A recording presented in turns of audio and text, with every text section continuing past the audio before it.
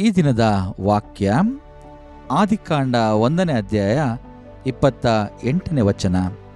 ದೇವರು ಅವರನ್ನು ಆಶೀರ್ವದಿಸಿ, ನೀವು ಬಹುಸಂತಾನವುಳ್ಳವರಾಗಿ ಹೆಚ್ಚಿರಿ ಅಂದನು.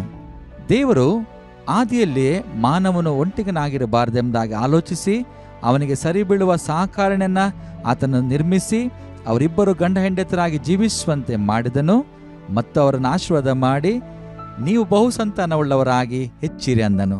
ಅದೇ ದೇವರು ಇಂದು ನಿಮಗೂ ಕೂಡ ಇದೇ ವಾಗ್ದಾನವನ್ನು ಮಾಡುತ್ತಾನೆ. ನಿಮ್ಮನ್ನು ಕೂಡ ಆತನು, ನಿಮ್ಮ ಸಂತಾನವನ್ನು ಕೂಡ ಆತನು ಹೆಚ್ಚಿಸುವ ಆತನಾಗಿರುತ್ತಾನೆ. ಚಿಂತೆ ಮಾಡಬೇಡ್ರಿ. ಏನೇ ಕೊರತೆಗಳು ನಿಮ್ಮ ಸಂತಾನದಲ್ಲಿದ್ದರೂ ಕೂಡ, ನಿಮ್ಮ ಕುಟುಂಬದಲ್ಲಿದ್ದರೂ ಕೂಡ ಅದನ್ನು ಆಶೀರ್ವಾದ ಮಾಡುವಂಥ ದೇವರು ನಿಮ್ಮೊಟ್ಟಿಗಿರುತ್ತಾನೆ. ಆತ ನಿಮ್ಮನ್ನು ಮಕ್ಕಳನ್ನು ಕಾಣುವಂಥ ರೀತಿಯಲ್ಲಿ ಆಶೀರ್ವದಿಸಿ ಮುಂದೆ ಸಾಗಿಸುವ ಆತನಾಗಿರುತ್ತಾನೆ. ಈ ವಾಕ್ಯ ನಿಮ್ಮಲ್ಲಿ ನೆರವೇರಲಿ. ಆಮೆನ್.